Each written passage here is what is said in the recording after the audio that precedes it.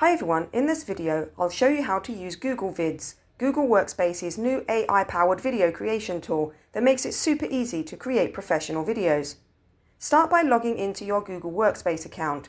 You can access Google Vids through the Google app menu or go directly to vids.google.com. You can also start a project from Google Drive by clicking plus new, then more, and selecting Google Vids. Once inside, you can choose to start with a template, great for quick setups, or begin with a blank project if you want full creative control. The editor is simple to use. Arrange scenes on your timeline, drag and drop media, and add text, graphics, and stock footage. It's all designed to be intuitive. What makes Google Vids stand out is its AI features. You can generate scripts based on your topic and even create AI voiceovers using natural sounding voices. If you prefer, you can also record and upload your own narration.